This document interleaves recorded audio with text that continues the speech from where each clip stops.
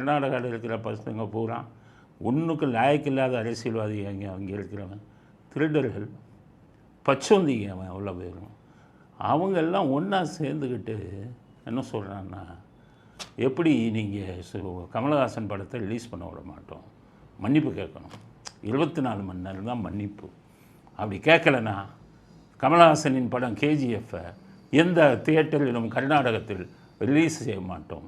முன்னாடி வாட்டல் நாகராஜன் ஒருத்தர் இருந்துக்கிட்டு இருந்தான். அவன் தான் இந்த அயோக்கியத்தனெல்லாம் பண்ணுவான். எங்கே பார்த்தாலும் கன்னட வெளியர்கள்னு சொல்லி ஆர்ப்பாட்டம் பண்ணுவாங்க. அதுக்கப்புறம் இப்போ எல்லா அரசியல்வாதியும் கிளம்பிட்டான். சாதாரணமாக சொன்ன வார்த்தை அந்த வார்த்தை கமலஹாசன் சொன்னது.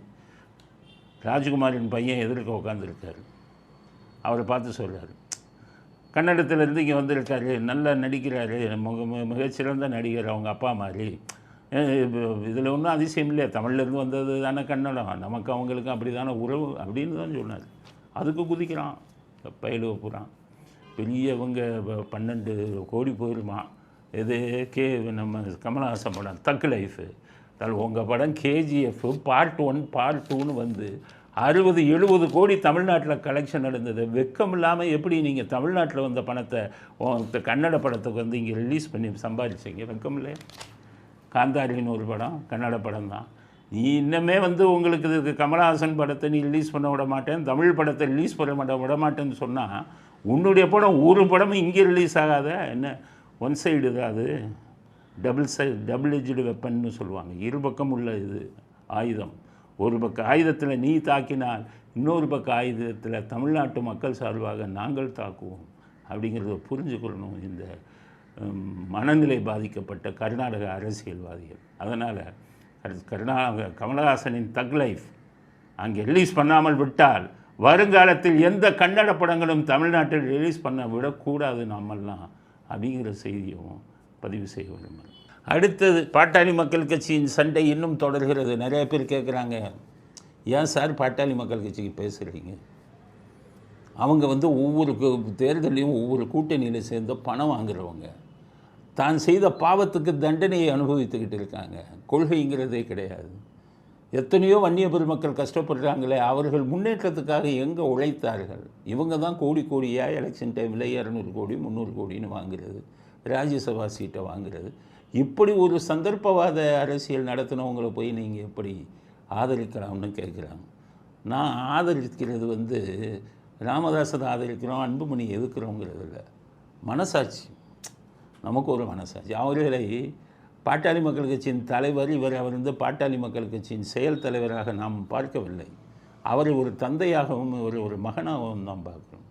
எந்த ஒரு பிரச்சனையிலும் அரசியலாக இருந்தாலும் சரி, சொந்த வாழ்க்கையாக இருந்தாலும் சரி, தந்தைக்கும் தாய்க்கும் கொடுக்க வேண்டிய மரியாதையை ஒரு சரியாக கொடுக்காவிட்டால் அவர் மனிதனுக்கே லாயக்கில்லைங்கிறது தான் நம்முடைய கருத்து. அதனால தான் நம்ம ராமதாஸ் அவர்களை ஆதரிக்கிறோம். நாம் அவர் கொள்கைகளை ஆதரிக்கவில்லை. ஒரு தந்தையாக அவர் படக்கூடிய கஷ்டத்தை, மனவேதனையை பார்த்து தான் அவருக்கு ஆதரவாக பேசுகிறோம். இன்றைக்கி பேசியிருக்கார் அன்புமணி ராமதாஸ். நான் என்னை யாருமே தூக்க முடியாத தலைவர் பதவியை விட்டு பொதுக்குழுவால் தேர்ந்தெடுக்கப்பட்ட தலைவர். சட்டமே தெரியாதவருக்கு, டாக்டருக்கு, சின்ன டாக்டருக்கு சட்டம்லாம் ஒன்றும் தெரியாது. பாட்டாளி மக்கள் கட்சியின் பொதுக்குழுவால் தேர்வு செய்யப்பட்டு இந்திய தேர்தல் ஆணையத்தில் அங்கீகாரம் பெற்ற சட்ட பொதுக்குழுவில் என்ன தேர்ந்தெடுக்க முடியாது மிஸ்டர் அன்புமணி, தெரிஞ்சுக்கங்க. எலெக்ஷன் கமிஷன் ரூல் என்ன தெரியுமா? டெமோக்ராட்டிக் ப்ராசஸ், ஜனநாயக முறைப்படி தான் தலைவராக தேர்ந்தெடுக்கணும். ஞாபகம் வச்சுக்கோங்க. இப்போ எடப்பாடியை பொதுச் செயலாளராக தேர்ந்தெடுத்தாங்களே, வெறும் பொதுக்குழு இல்லை, எலெக்ஷன் வச்சாங்க. ஏன்னா அதிமுக விதிகளின்படி எல்லா உறுப்பினர்களும் போடணும். யாரும் எதிர்த்து போட்டி இல்லை, அதனால் அண்ணன் போஸ்ட்டு, அவ்வளோதான். ஆனால் அது பொதுக்குழு தேர்ந்தெடுக்கப்பட்டதல்ல, டெமோக்ராட்டிக் ப்ராசஸ். இன்றைக்கி ஸ்டாலின் எப்படி தேர்ந்தெடுக்கப்படுகிறார் பொதுச் செயலாளர்? அன்புமணியை போய் பாருங்கள், எப்படி தேர்ந்தெடுக்கப்படுகிறார் தெரியுமா? எலெக்ஷன் வைப்பாங்க, ஸ்டாலின் மனு போடுவார், எதிர்த்து யாரும் மனு போட மாட்டாங்க, அதுதான் செல்லும். அந்த இது பொதுக்குழு தேர்ந்தெடுப்பவர் எல்லாம் தலைவர் கிடையாது. அது உங்கள் இதில் தலைவர் எப்படி தெரியுமா? உங்கள் இதில் தலைவர் ஒரு தலைவரா? அவர் வந்து ஃபவுண்டர் பிரசிடெண்ட், நிறுவன தலைவர்.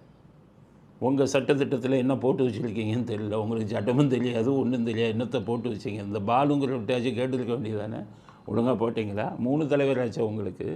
நிறுவனத் தலைவர் அவர் தான் ராமதாஸ். அடுத்தது ஜி.கே. மணி தலைவர். அதுக்கடுத்தது நீங்கள் செயல் தலைவர். உங்களுக்கெல்லாம் இது அதிகாரம் கம்மி. நீங்கள்லாம் செயல் தலைவர் தான் வைக்கிறதில்ல. செயல் தலைவருக்கு ஸ்டாலின் இருந்தார். திமுகவில் தலைவராக கருணாநிதி இருந்தார்.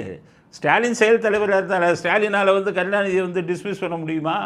கருணாநிதி சொல்வது தானே நடந்துக்கிட்டு இருந்தது. அது மாதிரி தான் ஏதோ ஒரு பயப்படுறாரு, நீங்கள் அடிக்கிறீங்க அப்படின்னு சொல்லி பயப்படுறாரு. இப்போ நேற்று கூட ஒரு வீடியோ பார்த்தேன். அதில் காடு வெட்டி குரு இருந்திருந்தால் என்னை அடிக்க முடியுமான்னு எல்லாம் பேசியிருக்காரு. அப்போ அவர் அடிக்க தாக்கப்பட்டு இருக்கிற மாதிரி எல்லாம் பேசுகிறார். அதனால் அவர் பயப்படுறாரு. ஆதரவு இல்லை அவருக்கு, வயதாகி விட்டதுங்கிறதுனால.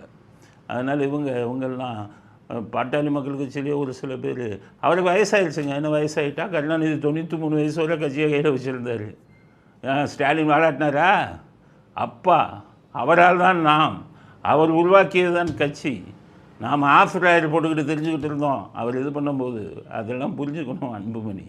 அப்படித்தான் இருந்தாங்க. இல்லைன்னா அப்போ ஸ்டாலினுக்கு தெரியாது அவங்க அப்பா இருக்கும்போதே கவுத்திட்டு வர்றதுக்கு. மூக்காலையிலேயே டிஸ்மிஸ் பண்ணார் கருணாநிதி சொந்த மகனை. அவர் என்ன உங்களை மாதிரி போய் தனி கட்சி ஆரம்பித்தாரா? இல்லை நான் தான் கட்சி யாருக்கும் சொந்தம் இல்லைன்னு சொன்னாரா? இதே மூக்காழகிரி எதையாச்சும் பிரச்சனை பண்ணாரா? அப்பா பண்ண உடனே நமக்கும் கட்சிக்கும் சம்மந்தம் இல்லைன்னு அன்னையிலேருந்து கட்சியை விட்டு விலகி இருந்தார். அழகிரி மேலே 1000 விமர்சனங்கள் உண்டு. ஆனால் ஒரு நல்ல மகனாக நடந்து கொண்டார். அப்பா டிஸ்மிஸ் பண்ணும்போது அப்பாவை எதிர்க்கவில்லை. அதுதான் அரசியல். சும்மா எம்எல்ஏ ஆகி எம்பி ஆகி முதலமைச்சர் இது அரசியல் அல்ல. அரசியலில் ஒரு ஆரோக்கியமான இது வேணும். அது அதனால் உங்கள் அன்புமணிக்கு சொல்கிறேன், சும்மா பொதுக்குழுவில் வச்சாலாம் தலைவர் செல்லாது. எவருக்கு சொல்கிறேன், ராமதாஸுக்கு, அன்புமணியை கட்சி விட்டு தூக்குங்க. இது நீங்கள் தான் ஃபவுண்டர் பிரசிடெண்ட்டு. உங்கள் சட்ட விதிகள் எப்படிங்கிறது சரியாக தெரிஞ்சிருந்தால் நான் உங்களுக்கு அறிவுரை சொல்லியிருப்பேன். தெரியலை, என்னை போட்டு வச்சுருக்கீங்கன்னு. அன்புமணியை கட்சி விட்டு தூக்குங்க. அந்த மாவட்ட செயலர் எல்லாத்தையும் தூக்கிட்டு புது ஆட்களை போடுங்க. வேகம் தேவை ராமதாஸ் அவர்களுக்கு. இன்றைக்கி அவர் சொன்னது என்னென்னா, நான் இதுக்கு கட்சி யாருக்கும் சொந்தம் இல்லைன்னா என்ன இருக்கும்? அது ராமதாஸுக்கு தான் சொந்தம் கட்சி. அவர் மற்றவங்களெல்லாம் இணைச்சார். இப்போ விடுதலை சிறுத்தைகள் இருக்குன்னா திருமாவளவன் தான் சொந்தம். அவர் தான் உருவாக்குனார், ஃபவுண்டர் பிரசிடெண்ட்டு. இவர் டிஎம்கேனா அண்ணாதுரைக்கு தான் சொந்தம். அதிமுகனா எம்ஜிஆருக்கு தான் சொந்தம். ஜெயலலிதா எவ்வளோ பெரிய செயல் திறமை மிக்க ஒரு தலைவராக இருந்தார். இன்றைக்கி எடப்பாடி அதை அவங்க இதில் பொதுச் செயலாளர் இருக்கார். ஆனால் இது எடப்பாடிக்கோ ஈவன் ஜெயலலிதாவுக்கோ அதிமுக சொந்தம் இல்லை. அதிமுக என்றால் எம்ஜிஆருக்கு தான் சொந்தம். அதனால் பாட்டாளி மக்கள் கட்சி ராமதாஸுக்கு தான் சொந்தம். கூடிய சீக்கிரம் இயற்கை இறை சக்தி அன்புமணிக்கு சரியான பாடம் கற்பிக்க வேண்டும்.